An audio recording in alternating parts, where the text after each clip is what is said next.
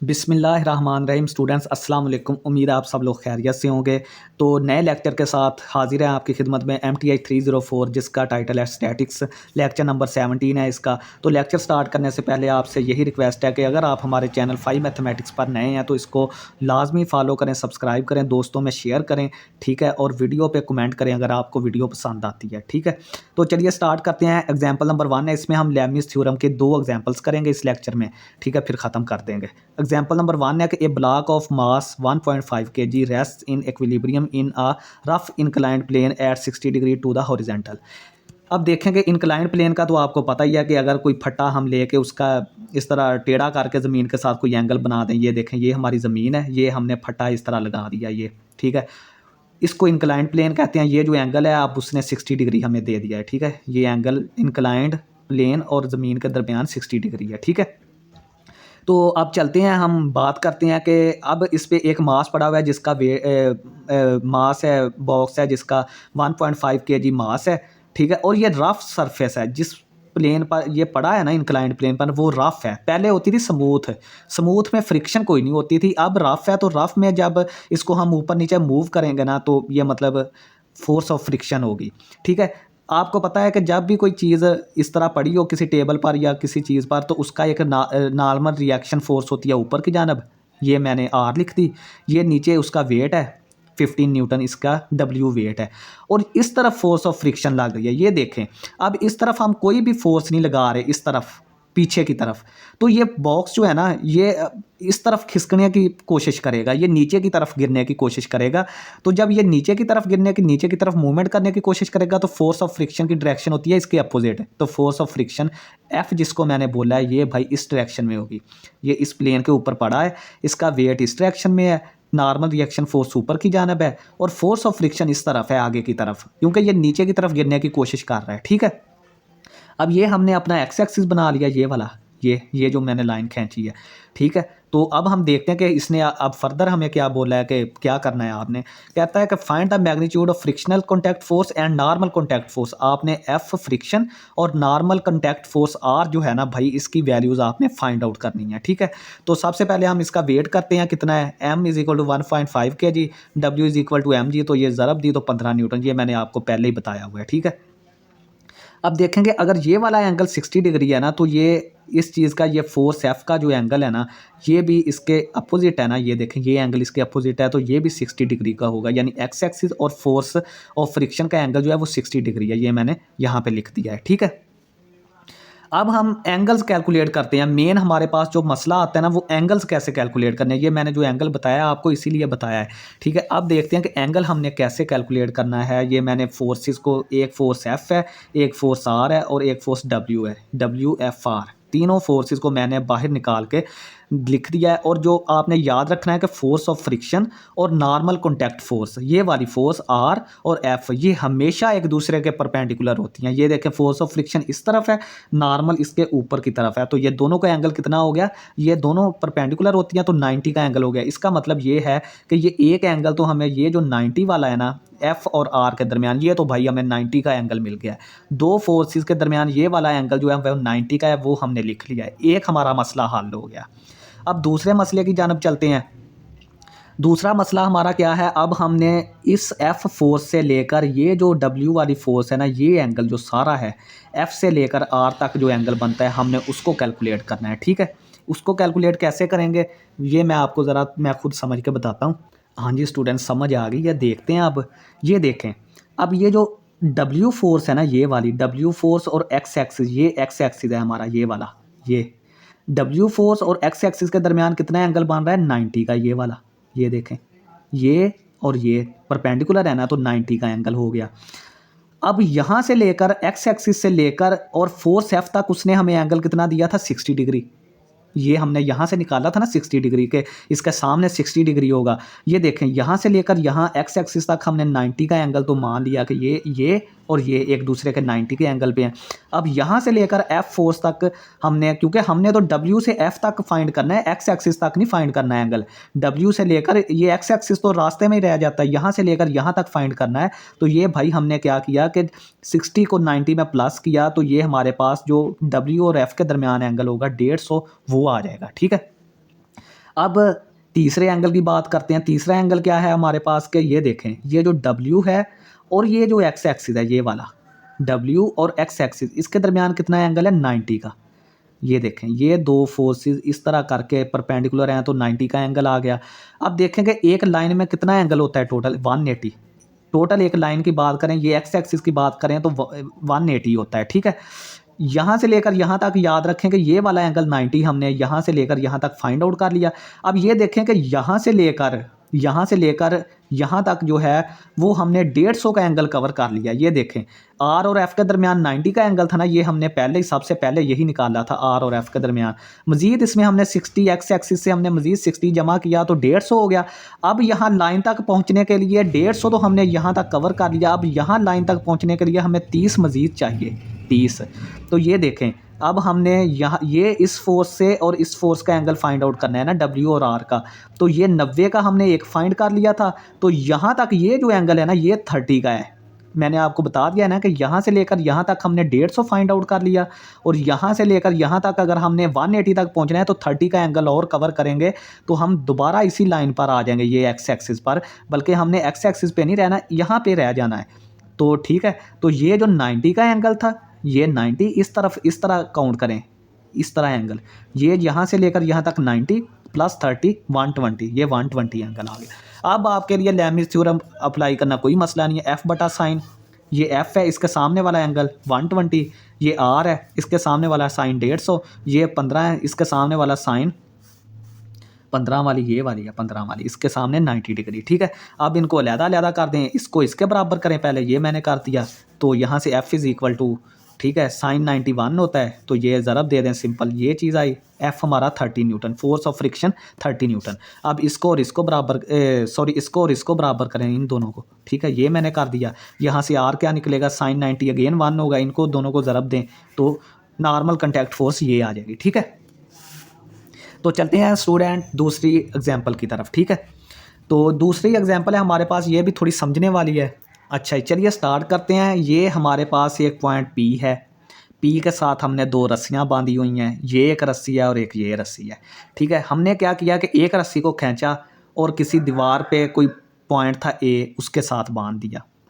दूसरा पॉइंट था A, अभी ये हॉरिजेंटल पड़ा है। जो हमने इस तरह का पहले पिछले लेक्चर में क्वेश्चन किया था ना, वो इस तरह वर्टिकल दीवार पे लगा हुआ था, ये इस तरह हॉरिजेंटल है सामने की तरफ। इस तरह हमने कोई दीवार के सामने खड़े होके इस तरह, ये मतलब कि कैसे मैं आपको समझाऊं कि दो इस तरह सामने, ये हमारी सामने दीवार है इस तरह करके, तो हमने दो पॉइंट्स इसके मतलब के सामने ही ले लिया, बिल्कुल जिस तरह हम इस तरह सामने खड़े हैं ना दीवार के, वहीं पे हमने दो पॉइंट्स A और B ले लिए, और पॉइंट P को हमने, पार्टिकल P को हाथ में पकड़ा हुआ, उसके साथ दो रस्सियां बांधी हुई हैं। एक रस्सी को खींचकर हमने A पॉइंट के साथ जोड़ दिया, दूसरी रस्सी को खींचकर पॉइंट B के साथ। इसकी लेंथ हमारे पास 50 सेंटीमीटर है, इसकी लेंथ हमारे पास 104 सेंटीमीटर है।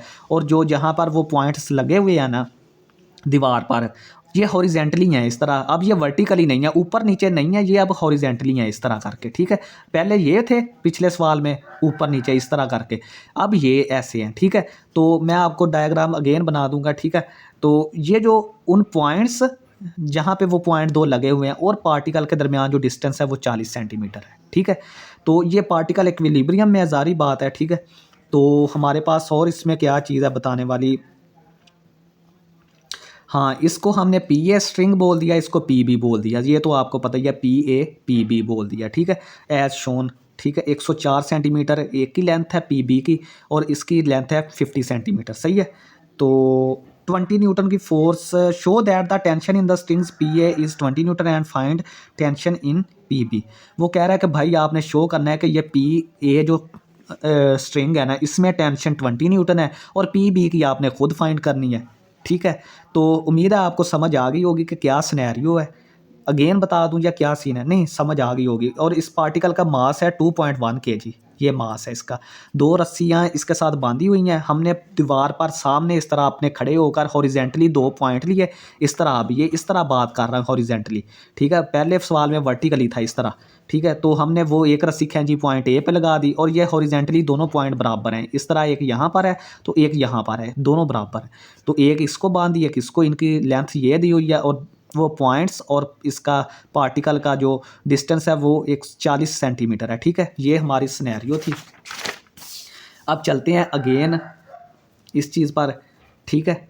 यहाँ पर हमने क्या किया है, यहाँ पर हमने ये किया है कि ये जो पॉइंट यहाँ पर ये जो डिस्टेंस था पॉइंट पी और इन दोनों के पार्टिकल और पॉइंट्स का, वो हमने इस तरह करके मिला दिया एक लाइन से। वो 40 सेंटीमीटर था और जिस पॉइंट पर ये टच किया हमने उस पॉइंट को सी बोल दिया। ये दोनों एंगल्स 90 के हैं ये वाले, ठीक है। तो बाकी हमने रस्सी ए जो है उसकी टेंशन T1 बोल दिया, इसकी टेंशन T2 बोल दिया। ये एंगल हमने अल्फ़ा ले लिया, ये हमने एंगल बीटा बना दिया है, ठीक है। और ये जो पार्टिकल है इसका वेट नीचे की जानिब है, ज़ाहिर बात है वेट नीचे की जानिब होगा। अच्छा जी, अब टेंशन इन T1 जो है वो पी ए में टेंशन है, T2 टेंशन पी बी में है, ठीक है। एम हमारा 2.1 kg है, तो यहाँ से हमने जब कैलकुलेट किया वेट हमारा 21 न्यूटन आ गया। Weight is equal to 21 newton, ठीक है। तो यहाँ से हम पहले कंसिडर करेंगे ट्राइंगल ए सी पी, ये ट्राइंगल कंसिडर करेंगे और ये हमारा एंगल अल्फ़ा है। हमने यहाँ से कॉज अल्फ़ा फाइंड आउट करना है, कॉज अल्फ़ा फाइंड आउट करना है। कॉज अल्फ़ा किसके बराबर आ जाएगा, 40/50। ये दो साइड्स को डिवाइड कर दें, ठीक है। कायदा बटा वतर पी सी और पी ए को डिवाइड कर दें, तो ये अल्फ़ा कॉज इनवर्स उस तरफ ले लें जाके, तो अल्फ़ा हमारा ये, यानी अल्फ़ा हमने फाइंड आउट कर लिया। सेम इसी तरह कॉज बीटा, लेकिन वो हम इस ट्राइंगल बी सी पी में लेंगे, B C triangle B C P, ठीक है। तो पी सी बटा पी बी ये हमारा 40/104 आ गया। यहाँ से बीटा हमारा किसके बराबर आ गया, 67.38 के बराबर आ गया। अब स्टूडेंट्स हमारा मेन काम आता है जो हमने फाइंड आउट करनी है एंगल इनके दरमियान, ठीक है। तो चलते हैं एंगल फाइंड आउट करते हैं। एक तो सबसे पहले हमें ये रस्सियाँ नज़र आ रही हैं, ये T1 रस्सी है, T1 फोर्स है ये वाली, ये T2 फोर्स है और ये तीसरी पी वज़न की फोर्स है। तीन फोर्सेस को हमने ले लिया, ये T1, ये T2, ये W फोर्स, ठीक है। अब इनके दरमियान एंगल फाइंड आउट करने हैं। तो पहले मैं खुद देख लूँ कि कैसे फाइंड आउट करने, 1 मिनट।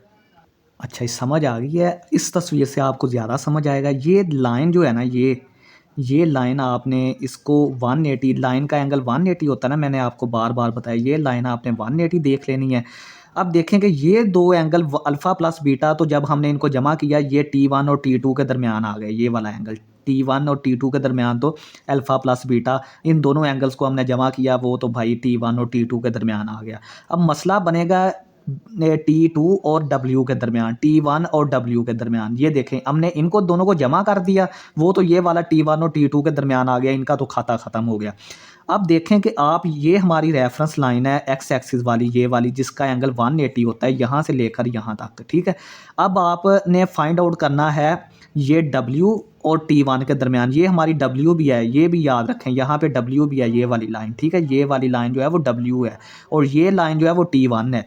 अब हमने क्या करना है, आप यहाँ से एंगल शुरू करें और इस लाइन तक ले जाएं। कितना हो गया यहाँ पे, 180। इस लाइन से लेकर इस तक जाते हुए 180 हो गया, लेकिन हमें ये T1 तक चाहिए, यहाँ तक, ये वाला एंगल, ये यहाँ से लेकर इस पॉइंट तक चाहिए। फिर ये हमारा W और T1 के दरमियान होगा। हम क्या करेंगे कि 180 से जो अल्फ़ा की वैल्यू थी ना, ये वाली 180 से हम ये इतना एंगल निकाल देंगे जिसका हमें पता है कि अल्फ़ा है।